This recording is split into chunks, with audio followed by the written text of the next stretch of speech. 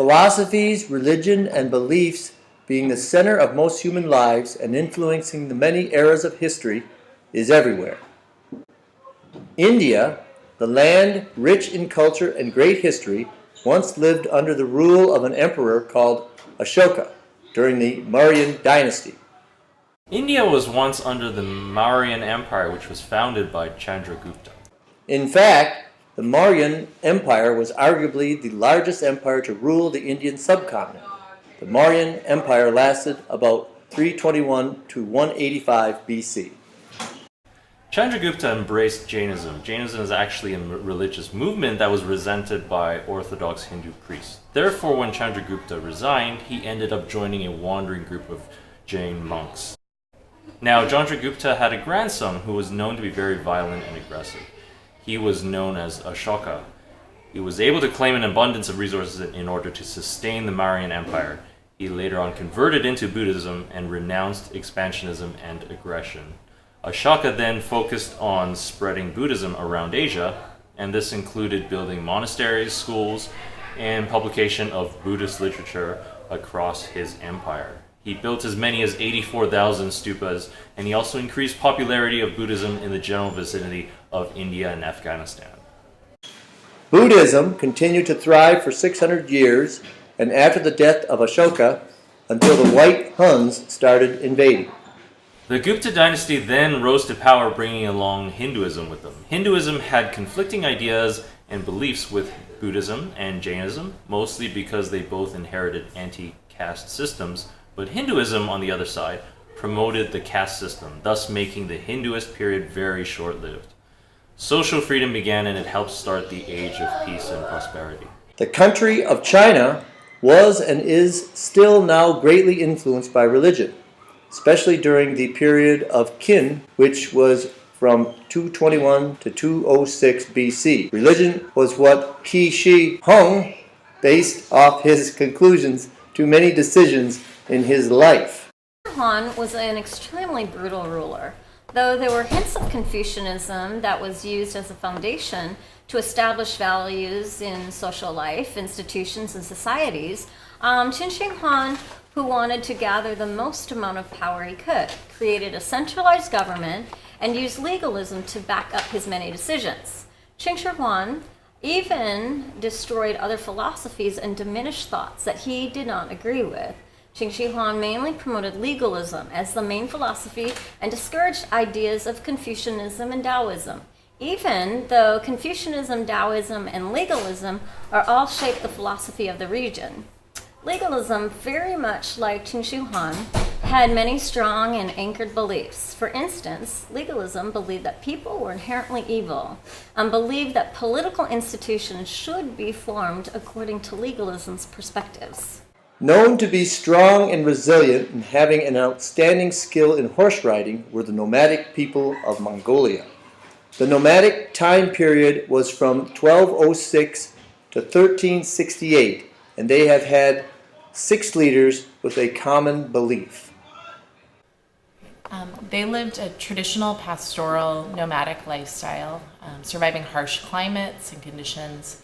They would move at least twice a year in order to find a suitable living area based on seasons. The nomads believed in shamanism, which is known to be the technique of ecstasy. It is a religion that evolved around connecting to nature and all creation. Shamanism involved a shaman who reached to unique states so that they can perceive and interact with the spirit world, then channeling the energies into the world we live on today. Shamans basically are the people that are specifically called by the spirits to heal the bodies and the minds, the souls of those who need it. Only a few people are chosen by the spirits to be a shaman, or in other words, a healer. Shamanism believes in that the shaman lives eternally. They believe that the body dies, but the shaman, the spirit, stays alive and is moved to a new body so that they could continue the culture. They believe that before you are born, there is a period of time when you are just a spirit, and that you are chosen to become a shaman long before your birth. Here is a visual of shamanistic rituals happening. And so the first thing that I'll do is rattle and sing, and it's a way in which I gather my power and connect with the helping spirits that work through me to do this work on Jackie's behalf. And then after that, I will lie down next to her and enter into the spirit world and look for whatever can help Jackie to heal at this time. And you'll hear me asking that question and then narrating the answer as it's happening for me in the journey. So I'll just now, because there's different kinds of energy, there are different names. For example, you could bring back a soul part because they've lost a part of their soul, or you could bring back some sort of spirit help or some sort of power to support them. So those are two different kinds of energies, but basically they're out here and they need to be in there. And similarly, energy needs to be taken out. So it can be a cleansing where it's dispersed energy that needs to be removed, or an extraction where there's a specific energy, for example, in a tumor or something that needs to be removed. It's really just in or out. And that's shamanic healing. And what makes it shamanic healing and not some other form of energetic healing is the shaman's journey. That whenever the shaman is working, they're entering into a trance state so that their spirit helpers can work through them. Shamanism also includes medicine, a cult of nature, and a cult of ancestor worship. There were other religions that came into play after the nomadic period, including Tibetan Buddhism, Sunni Islam, Eastern Orthodox Church, and Protestantism.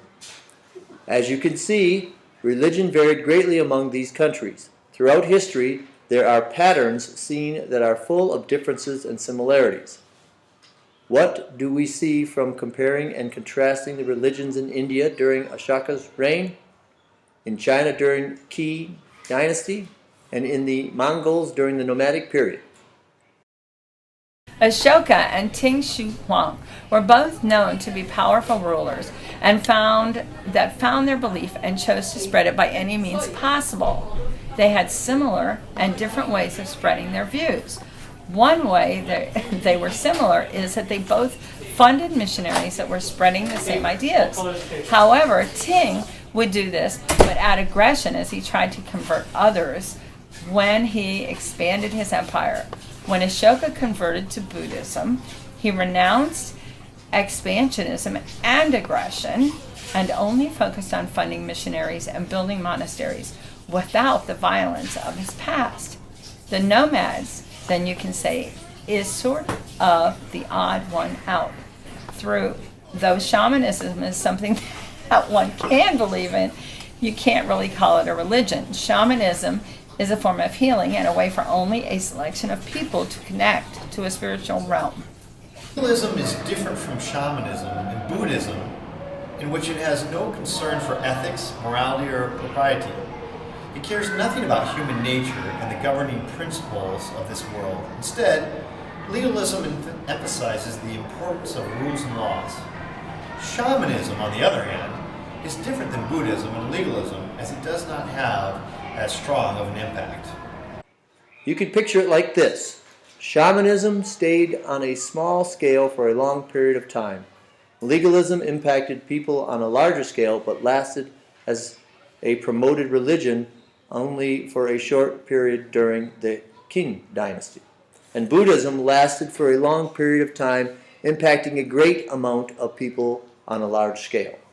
Okay, so Buddhism and legalism both concentrate on the merit, and legalism more so emphasizes on the works that you have done in your lifetime on earth. Legalism differs from Buddhism and shamanism because it doesn't talk about anything relating to the afterlife. Buddhism believes in rebirth, and shamanism believes that the spirits of the shamans would keep finding another body in order to carry on as rituals and practices. Shamanism says that in order to become a shaman, you would have to be already chosen before birth, and there is nothing you can do after you are born that can determine whether you are shaman or not.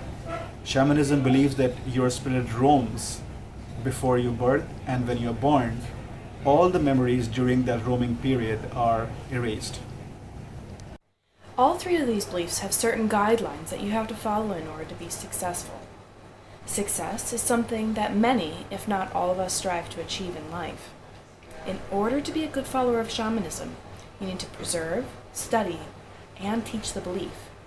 Buddhism would want a person to live sincerely and follow the Bodhisattva vow, which is the vow that directs a person's spiritual life away from their personal needs.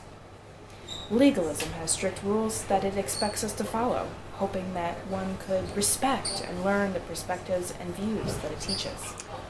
Every person has their own perspective on life, their own morals and customs that they follow. Philosophies, religion, and beliefs can guide one's life and every step that they take to impact history.